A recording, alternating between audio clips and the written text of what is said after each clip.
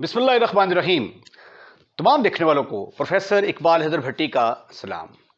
My dear students, हम calculus by doctor S M. Yusuf का chapter number 8 analytic geometry of 3 dimensions कर रहे हैं और उसकी एक्सरसाइज 8.4 का आगाज कर चुके हैं।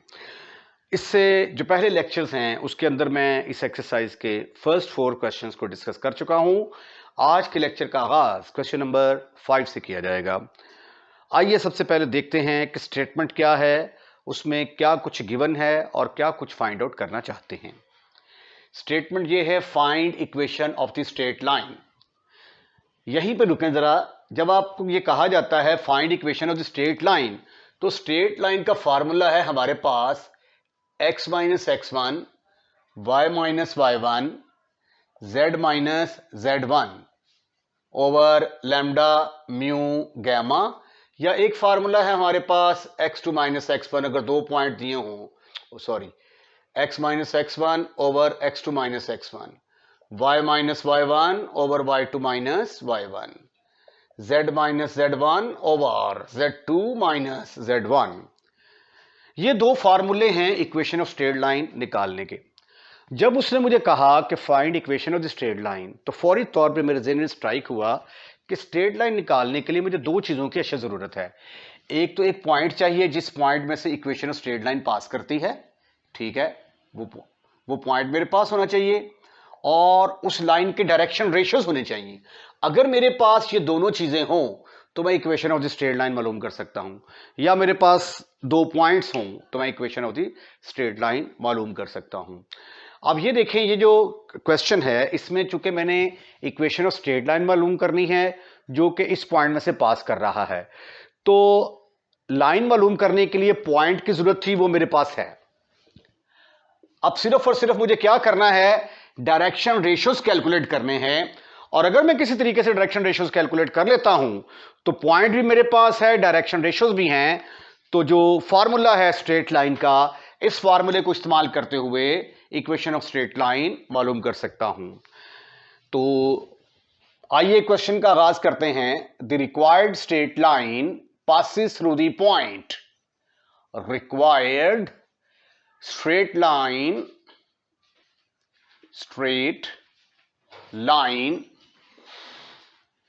passes through the point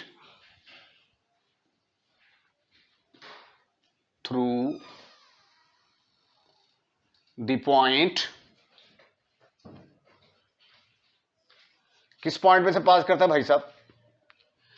1, 2 और 3 पॉइंट में से पास करता है। यानी इट मींस दैट कि हमें x1, y1, z1 गिवन है। अब मुझे डायरेक्शन रेशियोज फाइंड आउट करने हैं। अब जो लाइन मैंने मालूम करनी है वो क्या है, पैरेलल टू द लाइन, वो इस लाइन के पैरेलल है। अब ये देखें, ये 2 प्लेन्स को जोड़ने से एक लाइन बनती है। मतलब ये देखें, ये आपके पास अगर एक प्लेन है, ये एक प्लेन है, ठीक है, और ये एक दूसरा प्लेन है मेरे पास, ये दूसरा प्लेन। जहां पे ये दोनों प्लेन मिल रहे हैं वहां पे ये देखिए, ये एक स्ट्रेट लाइन बन रही है, ये वाली देखिए, ठीक है। तो इस स्ट्रेट लाइन की इक्वेशन हमने मालूम करनी है। ये स्ट्रेट लाइन क्या करती है, ये स्ट्रेट लाइन एक पॉइंट में से पास करती है, उस पॉइंट के कोऑर्डिनेट हैं 1, 2 एंड 3। और ये जो स्ट्रेट लाइन है, जो ये तो आ गई हमारे पास 2 प्लेन्स को जोड़ने से स्ट्रेट लाइन। और जो लाइन मैंने मालूम करनी है, सॉरी यहां पे ये पॉइंट 1, 2, 3 नहीं आएगा, जो लाइन मैंने मालूम करनी है, फर्ज कर लिया कि ये वो लाइन है जो मैं मालूम करना चाहता हूं। ये लाइन किस पॉइंट में से पास करती है, 1, 2, 3 में से पास करती है। और ये वाली लाइन, इन 2 प्लेन्स को जोड़ने से जो लाइन बनती है, ये वाली लाइन इस लाइन के पैरेलल है। अब जो डायरेक्शन रेशियो इस लाइन के होंगे वही डायरेक्शन रेशियो इसके लाइन के होंगे। तो अब मैं इन 2 प्लेन्स को जोड़ने से जो लाइन बनती है उस लाइन के डायरेक्शन रेशियोज फाइंड आउट करने की कोशिश करता हूं। Now we find the direction ratio, now we find the direction ratios,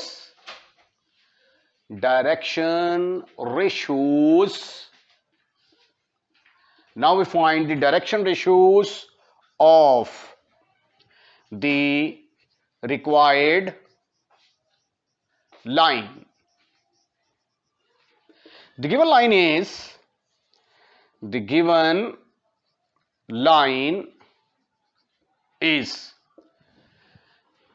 now we find the direction ratio of the required line. तो मैं ये सपोज कर लेता हूं कि let lambda 1 mu 1 gamma 1 are the direction ratios,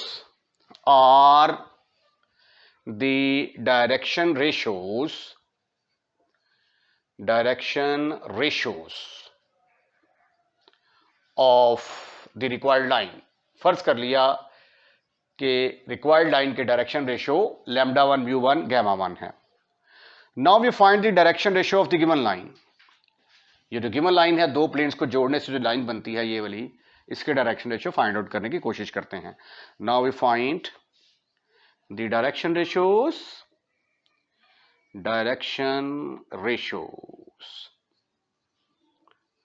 of the given line,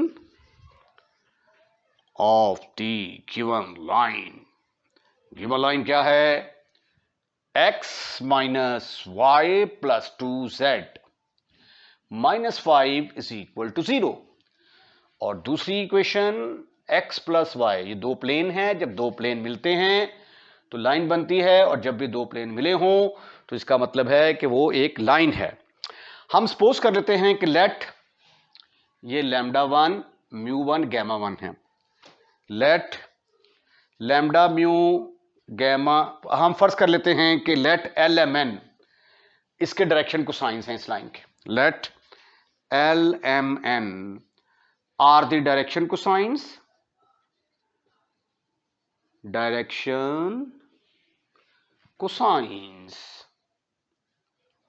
of this line.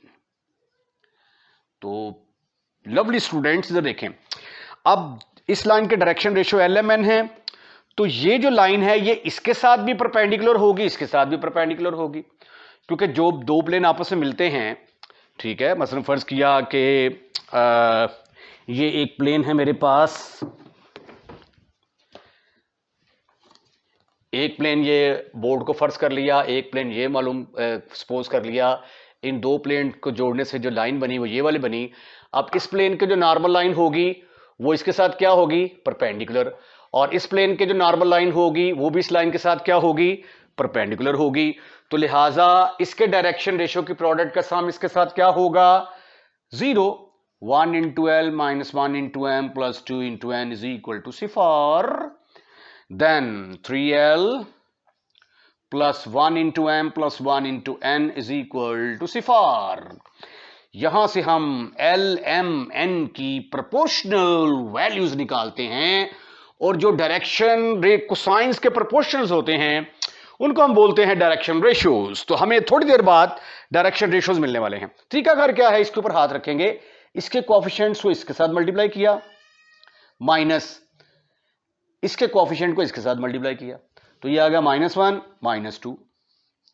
उसके बाद फिर उल्टी मल्टीप्लिकेशन, इसके कोएफिशिएंट को इससे मल्टीप्लाई किया, 6 -1। वाह। फिर इसके ऊपर हाथ रखें, इसके कोएफिशिएंट को इससे मल्टीप्लाई किया, 1 माइनस इसके कोएफिशिएंट को इसके साथ मल्टीप्लाई किया, तो वो किसके बराबर आ गया? -3। तो माइनस माइनस प्लस 3। तो प्यारे खूबसूरत हैंडसम और स्मार्ट बच्चों, ये आ गया जी L over -3 is equal to M over 5 is equal to N over 4। ठीक ठीक ठीक ठीक ठीक ठीक ठीक ठीक ठीक ठीक। अब जो है, जो LMN के प्रोपोर्शनल होते हैं वो डायरेक्शन रेशियोज होते हैं। Therefore direction ratio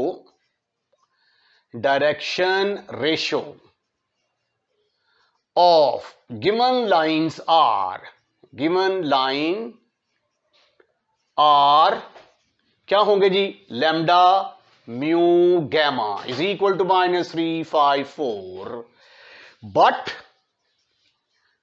required line is parallel to given line. Therefore, lambda 1 over lambda must be equal to mu 1 over mu must be equal to gamma 1 over gamma. अगर lines parallels होंगी तो उनके direction ratios proportional होंगे.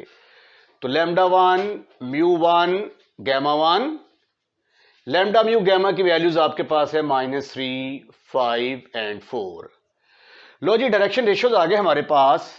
अगर आप चाहें तो इसको के बराबर भी रख के हल कर सकते हैं, बाद में के कॉमन आ जाएगा, या फिर डायरेक्ट लिख दें lambda 1 is equal to -3, mu 1 is equal to 5, gamma 1 is equal to 4. The required line is formula है अपन के पास x minus x1 over lambda 1, क्योंकि लैम्डा 1 म्यू 1 गैमा 1 रखे हैं ना हमने, y minus y1 over mu 1, z minus z1 over gamma 1. अब x1 y1 z1 already calculate नहीं कर चुके, ये तो गिवन द स्टेटमेंट के अंदर x1 y1 z1, अरे भाई ये तो 1 2 3 के बराबर हैं. तो फिर x1 की जगह पे क्या आएगा, x1 की जगह पे आएगा 1, y1 की जगह पे 2, z1 की जगह पे 3, 1 2 3 over lambda 1 mu 1 gamma 1 -3 5 4, which is the required equation of straight line. इसके साथ ही जो क्वेश्चन नंबर 5 है इसका सॉल्यूशन खत्म. क्वेश्चन नंबर 6 के स्टेटमेंट देखते हैं. Find equation of the planes through the straight line, यानी ऐसा प्लेन जो इस स्ट्रेट लाइन से पास करता हो. अब ये देखिए जरा, दो प्लेन हैं. जब दो प्लेन आपस में मिलते हैं तो वो क्या करते हैं, एक स्ट्रेट लाइन बनाते हैं. फर्ज किया कि एक प्लेन ये वाला है और एक प्लेन ये वाला है. ये दोनों प्लेन इंटरसेक्ट कर रहे हैं और ये जो है दोनों प्लेन के जोड़ने से, जहां पे दोनों प्लेन इंटरसेक्ट करते हैं वहां पे ये वाली लाइन जो है, इसको थोड़ा मोटा करके दिखा देता हूं मैं. ये देखिए, ये वाली लाइन जो है ये बन रही है. Find equation of the plane through the straight line. अब हमने एक इसके अलावा एक प्लेन मालूम करना है. ये दो प्लेन जोड़ने से एक लाइन बन गई. हमने जो प्लेन मालूम करना है वो उसको चाहिए कि वो इस लाइन को कंटेन करे. तो इस लाइन को कंटेन करेगा तो फर्ज कर लिया कि वो ये वाला प्लेन है. ये वाला प्लेन जो है ये फर्ज कर लिया कि इस लाइन को कंटेन करता है. तो इस प्लेन की इक्वेशन जो है ये हमने फाइंड आउट करनी है. ये हमारी स्टेटमेंट है. अब इक्वेशन ऑफ द प्लेन, अब ये जो है ना आगे, ये तो स्टेटमेंट यहां तक आ गई. उसके बाद and perpendicular to the coordinate plane. और ये जो प्लेन हमने, ये ब्लैक किस्म का जो प्लेन हमने मालूम करना है, इसको क्या होना चाहिए, कोऑर्डिनेट प्लेन्स के परपेंडिकुलर होना चाहिए. और कोऑर्डिनेट प्लेन्स हमारे जो हैं वो तीन किस्म के होते हैं. उसको एक्स वाई प्लेन के परपेंडिकुलर होना चाहिए, वाई जेड प्लेन दूसरा प्लेन निकल आएगा, एक्स जेड प्लेन तीसरा प्लेन निकल आएगा. तो ये एक्चुअली तीन इक्वेशंस निकलेंगी, हमारे तीन आंसर आएंगे. तो equation of plane containing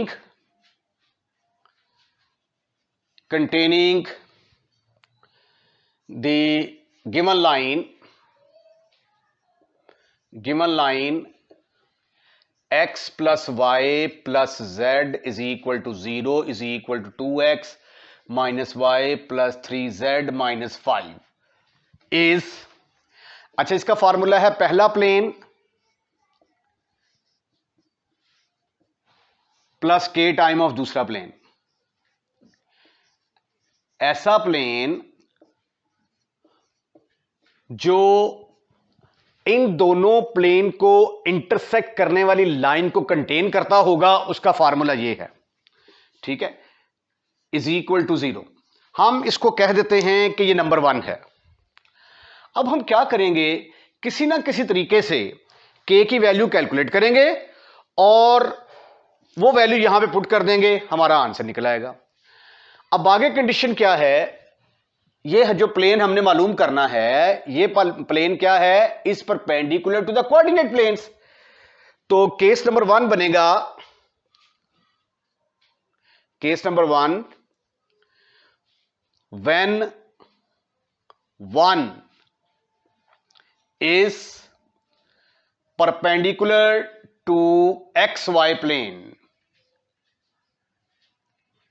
XY plane, अब ये देखें XY प्लेन की इक्वेशन क्या होती है जी, XY प्लेन की इक्वेशन होती है Z is equal to 0। Equation of XY plane is Z is equal to 0। अब आप कहेंगे सर आपको इल्हाम हो गया, ख्वाब आया है कि XY प्लेन की इक्वेशन जो है वो Z इज इक्वल टू 0 होगी। और भाई XY प्लेन में Z 0 नहीं होता। तो वैसे भी जब आपने इक्वेशन मालूम करनी हो तो आपके पास एक पॉइंट होना चाहिए, ठीक है। इक्वेशन ऑफ प्लेन, हाँ, हर प्लेन के एक नॉर्मल होती है, ठीक है। तो नॉर्मल, हर प्लेन के एक नॉर्मल लाइन होती है। तो XY प्लेन, अगर ये X एक्सिस है, ये Y एक्सिस है, तो ये बन गया XY प्लेन। इसके जो नॉर्मल लाइन होगी वो होगी Z एक्सिस, ठीक है। तो नॉर्मल लाइन के direction ratio of the normal line किसके बराबर आ जाएंगे, 0 1 0, ठीक है। उसके बाद जो प्लेन है XY प्लेन, ये किस पॉइंट में से पास करता है, ये पॉइंट 0 0 में से जरूर पास करता होगा, ठीक है। XY प्लेन जो है पॉइंट 0 0 में से जरूर पास करता है। अब ये पॉइंट आ गया और ये हमारे पास नॉर्मल लाइन का डायरेक्शन रेशियो आ गए। फार्मूला है a into x minus x1 plus b into y minus y1 plus c into z minus z1 is equal to 0। अब a की जगह पे आ गया 0 इंटू एक्स माइनस 0, फिर आ गया 0 इंटू वाई माइनस 0, फिर आ गया 1 इंटू जेड माइनस 0, ये भी 0 आ गया, ये भी 0 आ गया, plus z is equal to 0। तो XY प्लेन की इक्वेशन किसके बराबर आ गई, z इज इक्वल टू 0। अब इसको अगर मैं चाहूं तो ऐसे लिख सकता हूं, 0x 0y 1 इंटू जेड, ठीक है। अब ये वाला जो प्लेन है ये एक्चुअली क्या है, XY प्लेन के परपेंडिकुलर है, और इस प्लेन के जो नॉर्मल लाइन है उसके डायरेक्शन रेशियो क्या है, 1 0, ये तो मिक्सअप हो जाएगा, 1 0 0। इसके प्लेन के जो नॉर्मल लाइन है, ये नॉर्मल लाइन आ गई, इसके डायरेक्शन रेशियो हैं 0 0 1, ठीक ठीक ठीक ठीक ठीक ठीक ठीक ठीक। अब चूंकि XY प्लेन और ये प्लेन जो हैं ये आपस में परपेंडिकुलर हैं, तो इनके डायरेक्शन रेशियो की प्रोडक्ट का सम 0 के बराबर आना चाहिए। ये यहां पे मुझे चाहिए था कि मैं थोड़ा सा ना इसको मजीद सिंप्लीफाई कर लेता। 1 can be written as 1 can be written as, x वालों को इकट्ठा किया तो ये आ गया 1 plus 2k into x plus 1 minus k into y plus 1 plus 3k into z minus 5k is equal to 0। इसके डायरेक्शन रेशियो क्या है, डायरेक्शन रेशियो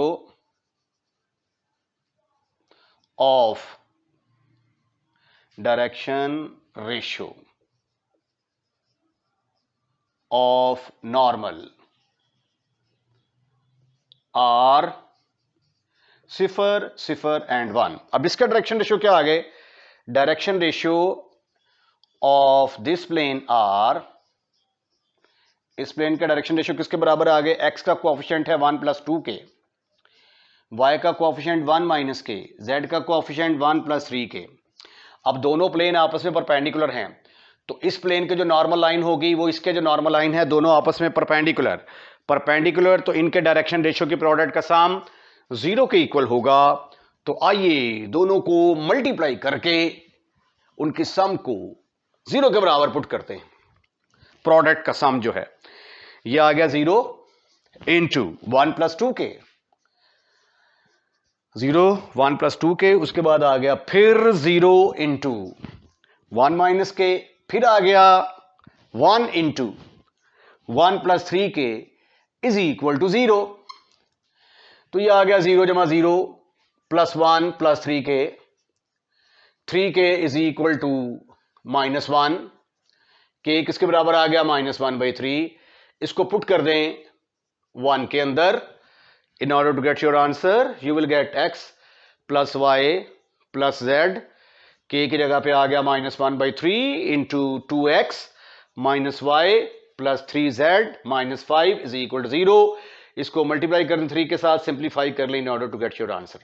मल्टीप्लाई बाई 3, तो ये आ गया 3x plus 3y plus 3z minus 2x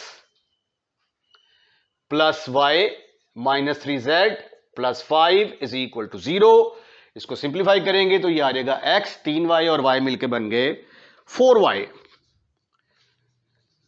z वालों को इकट्ठा करेंगे, ओहो z 0 के बराबर आ गया, plus 5 is equal to 0। The required equation is x plus 4y plus 5 is equal to 0।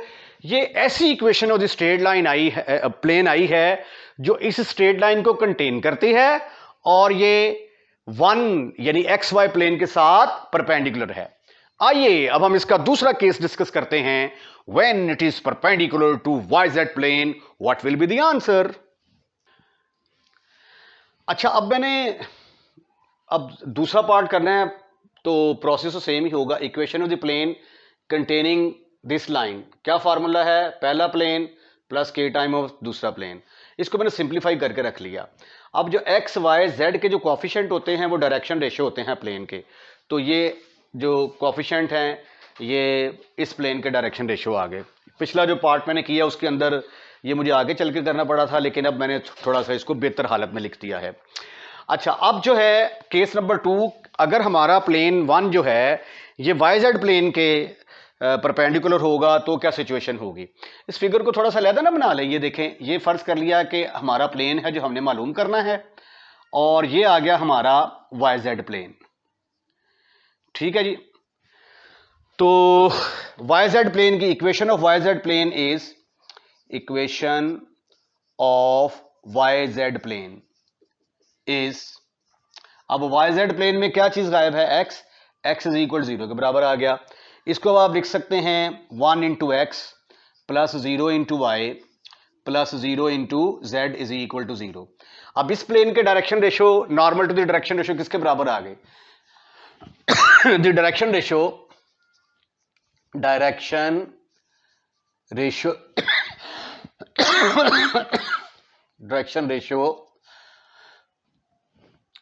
the direction ratio of normal to YZ plane और अब ये देखें, अगर ये y एक्सिस है और ये z एक्सिस है तो ये बन गया YZ प्लेन। YZ प्लेन के जो नॉर्मल लाइन होगी वो क्या होगी, x एक्सिस, और x एक्सिस के डायरेक्शन रेशियो क्या होते हैं 1 0 0, और यहां पे भी देखिए क्या आ रहे हैं 1 0 0 आ रहे हैं।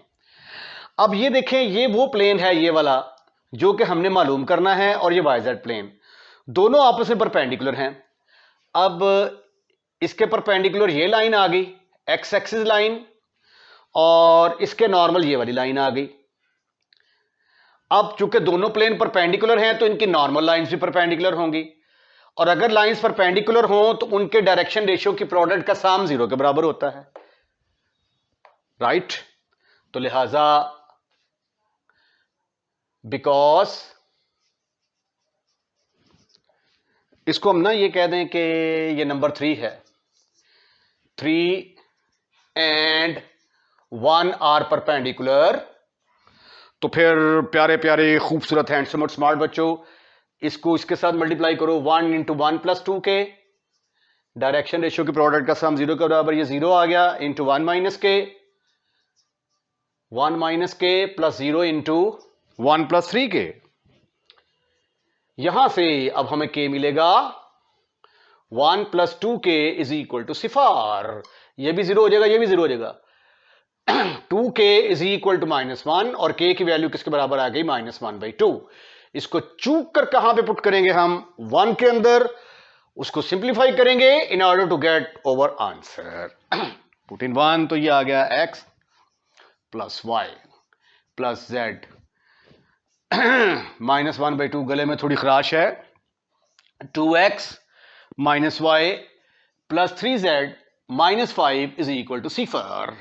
मल्टीप्लाई बाई 2, सिंप्लीफाई करते हैं, multiply by 2 you will get 2x plus 2y plus 2z, इसको माइनस से मल्टीप्लाई कर देंगे, -2x plus y minus 3z plus 5 is equal to cipher.